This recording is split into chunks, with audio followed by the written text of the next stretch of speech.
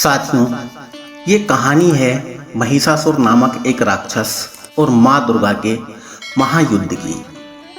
माँ दुर्गा का जन्म कैसे हुआ इस कहानी में आप ये जानेंगे, और महिषासुर कौन था, उसका जन्म कैसे हुआ, ये भी आप इस कहानी में जानेंगे।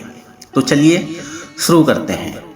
प्राचीन काल में महिषासुर नामक एक महापराक्रमी असुर का जन्म हुआ था, जो रंभ नामक असुर का पुत्र था एवं दैत्यों का सम्राट था।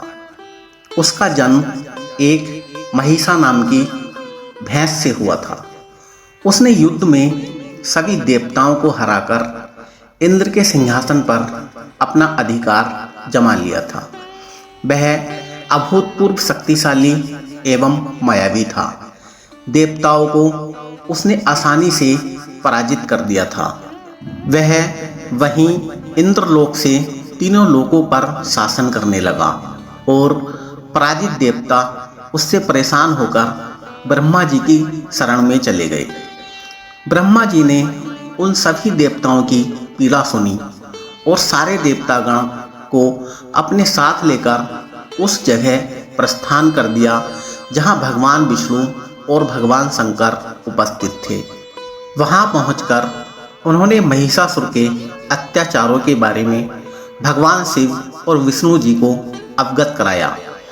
ब्रह्मा जी से सारी बातें सुनकर भगवान विष्णु और शंकर जी महिषासुर समेत सभी दैत्यों पर अत्यंत क्रोधित हो उठे।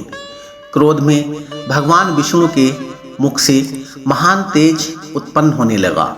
इसी प्रकार भगवान शंकर, ब्रह्मा जी, देवराज, इंद्र आदि देवों के शरीर से भी तेज प्रकट होने लगा।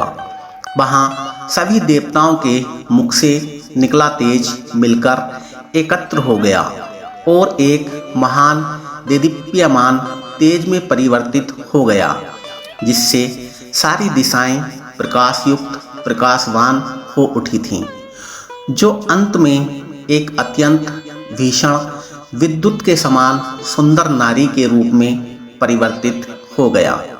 वह नारी साक्षात महिषासुर मर्दिनी माँ दुर्गा थी, जिनके प्रकट होने पर देवताओं ने प्रसन्न होकर उनकी स्तुति कर उन्हें आभूषण तथा अस्त्र शस्त्र प्रदान किए। महिषासुर मर्दिनी माँ दुर्गा ने आश्चर्यजनक और भीषण गर्जना कर संपूर्ण अंतरिक्ष को प्रतिध्वनित कर दिया, जिसकी वजह से तीनों लोकों में हलचल मच गई। पृथ्वी तो कांप उठी और विभिन्न लोकों के समुद्र अपनी हदें पार कर उछलने लगे। सभी देवतागण देवी का जय जयकार का नारा लगाते हुए गदगद वाणी से उनकी स्तुति कर रहे थे, जिसके अद्भुत शब्द को सुनकर दैत्यों ने अपने अपने हथियार उठा लिए। उन्हें समझ में आ गया था कि एक भीषण युद्ध दस्तक दे रहा था। महिषासुर सभी दैत्यों को साथ लेकर उस शब्द को लक्ष्य करके उसकी तरफ दौड़ पड़ा। जहां पहुंचकर दैत्यों ने देवी दुर्गा का एक ऐसा रूप देखा जिसमें देवी के चरणों के भार से पृथ्वी दब रही थी, और उनके प्रकाश से तीनों लोक प्रकाशित हो रहे थे। महिषासुर का सेनापति चिक्षुर उन महान देवी दुर्गा पर टूट पड़ा।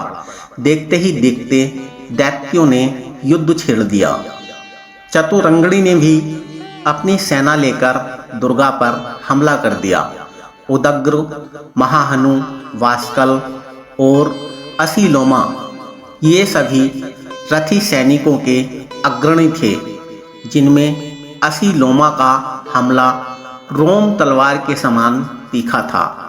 वह सभी युद्ध स्थल में आकर देवी से लोहा लेने लगे, और इस तरह हाथी सवार और घुड़सवार सैनिक भी देवी को चारों ओर से घेर अस्त्र शस्त्रों से प्रहार करने लगे। देवी दुर्गा ने खेल ही खेल में उन सभी के अस्त्र शस्त्रों को काट गिराया। उस समय दुर्गा निश्वास गण वन दैत्यों पर चढ़ गई और देखते ही देखते इसके बाद दुर्गा ने त्रिशूल, गदा और शक्ति की वर्षा कर बहुत से महादैत्यों का संहार कर डाला।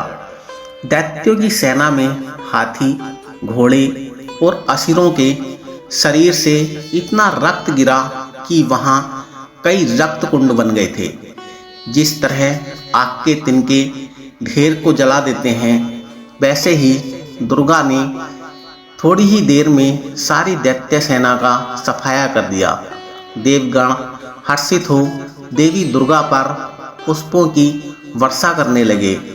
अपनी सेना का विनाश देखकर सेनापति चिक्षुर क्रोध से तिलमिला उठा और देवी दुर्गा पर बाणों की वर्षा करने लगा।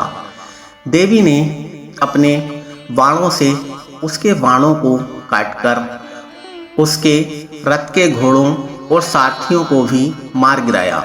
साथ ही उसके धनुष और ध्वजा को भी काट गिराया। चिक्षुर को अपने शूल पर बड़ा ही गर्व था, इसलिए उसने अपने शूल से दुर्गा पर पूरी ताकत से प्रहार किया, किंतु दुर्गा के पास पहुंचते ही उस शूल के टुकड़े टुकड़े हो गए। उसके शूल के टुकड़े आकाश में प्रज्वलित हो उठे और दुर्गा ने अपने शूल के प्रहार से उसके शूल के सैकड़ों टुकड़े कर दिए और चिक्षुर को भी यमलोक का पथिक बना दिया। दुर्गा के शस्त्र प्रहार से उदग्र भी धराशायी होकर यमलोक सिधार गया। अब महिषासुर भैंसे का रूप धारण कर देवी दुर्गा के श्वास से उत्पन्न हुए गणों को त्रास देने लगा। तत्पश्चात वह देवी दुर्गा के सिंह पर भी झपट पड़ा, जिसे देख देवी के क्रोध का आक्रोश बढ़ गया। महिषासुर उग्र से उग्रतर हो अपने खुरों से पृथ्वी को खोद, सींगों से पहाड़ों को उखाड़ उखाड़ कर दुर्गा की ओर फेंक रहा था। साथ ही साथ गरज भी रहा था।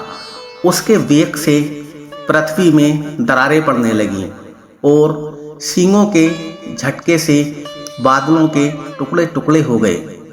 उसने बड़े वेग से देवी दुर्गा पर आक्रमण किया, परंतु देवी ने उसे पास से बांध दिया।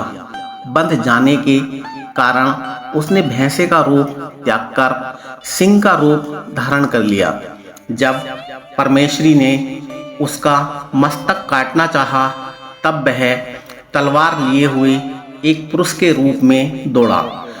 दुर्गा ने बाण दृष्टि कर पास से उसे बांध लिया, जिसके बाद उसने हाथी का रूप धारण कर भगवती के सिंह को पकड़कर खींचने लगा। माँ भगवती ने उसकी सूंड को काट डाला, जिसके पश्चात उसने दैत्य से उन्हें भैंसे का रूप धारण कर लिया। उसे पहले की तरह पैंतरेबाजी करते देख सारा जगत त्रस्त हो गया। देवताओं को भयभीत देखकर देवी दुर्गा उछलकर महिषासुर के ऊपर चढ़ गई और उसे पैर से दबाकर उसके कंठ पर शूल से प्रहार कर दिया। महिषासुर उन्हें दूसरा रूप धारण कर आधा परिवर्तित हुआ ही था कि देवी दुर्गा ने उसको पूरा परिवर्तित होने से रोक दिया। जब वह उस दशा में भी पैतरे बदलने लगा, तब दुर्गा ने उसका मस्तक तलवार से काट गिराया। महिषासुर की बची हुई सेना सिर पर पैर रखकर भाग खड़ी हुई। इस प्रकार देवताओं को संताप देने वाला महिषासुर नष्ट हो गया। सभी देवगण देवी दुर्गा की स्तुति करने लगे और गंधर्व जयगान करने लगे।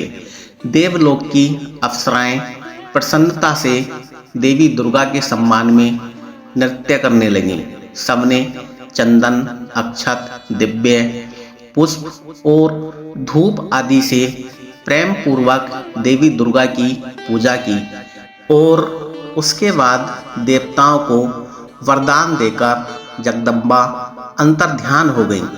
साथियों, यह युद्ध 9 दिन चला था। 10वें दिन मां दुर्गा ने राक्षस महिषासुर पर विजय प्राप्त की थी। इसी संबंध में हम 9 दुर्गा के व्रत रखते हैं, शरद ऋतु में भी और चैत्र नवरात्र में भी। साथियों, वीडियो अच्छा लगा हो तो लाइक कर दें, कमेंट कर दें। अगर चैनल पर नए हों तो हमारा चैनल इसी प्रकार के वीडियो देखने के लिए सब्सक्राइब कर लें।